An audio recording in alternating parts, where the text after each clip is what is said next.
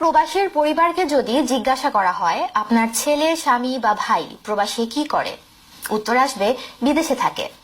কিন্তু কি কাজ করে জানি না, কিংবা অত কিছু জানতেও চায় না অনেকেই। কথাটা অপ্রিয় হলেও সত্য। পরিবারের সদস্যরা কিংবা স্বজনরা মনে করেন বিদেশ মানেই রোপণ করা টাকার গাছ, যা ঝাঁকি দিলেই কেবল টাকা আর টাকা।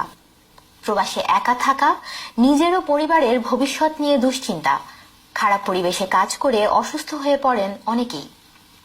হৃদরোগ বা মস্তিষ্কের রক্তক্ষরণে বয়স 35 হওয়ার আগেই অনেকের জীবন প্রদীপ নিভিয়ে দিচ্ছে। প্রবাসীদের কষ্টের সেই গল্পই জানবো আজকের প্রতিবেদনে।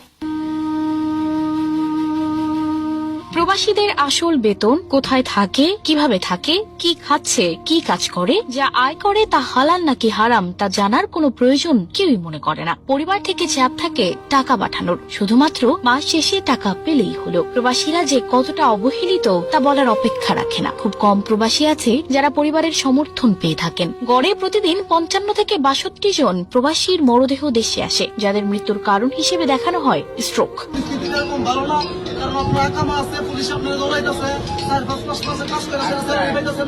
এক রেমিটেন্স যোদ্ধা জানান, অনেক বড় স্বপ্ন ছিল বিদেশ যাবেন। ভেবেছিলেন বিদেশে কতই না সুখ, কতই না টাকা, তাই হুট করেই চলে যান মালয়েশিয়ায়। এরপর বাস্তবতা চোখে আঙুল দিয়ে বুঝিয়ে দেয় প্রবাস জীবন কতটা সুখের। সুখ নামের সোনার হরিণটা কেমন, নেই মায়ের সেই আদর মাখা ডাক, বাবা খেতে আয়। এখনো না খেয়ে কিভাবে আছিস বলারও কেউ নেই। এরই নাম হয়তো প্রবাস জীবন।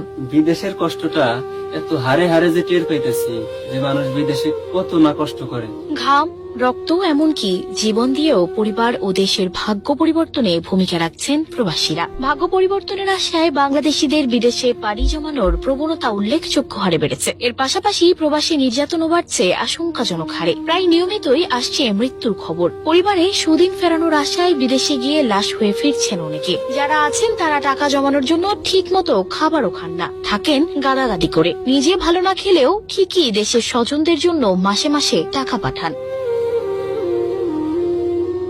প্রবাস নামের এই জেলখানায় মৃত্যু হয়েছে অনেক স্বপ্নচারীর, সৌভাগ্য হয়নি নিরে ফিরে যাওয়ার। 50 থেকে 60 বছরের ক্ষণস্থায়ী জীবনে 30 বছর প্রবাসে কাটিয়ে দেয়া মানুষের সংখ্যাও নেহায়েত কম নয়।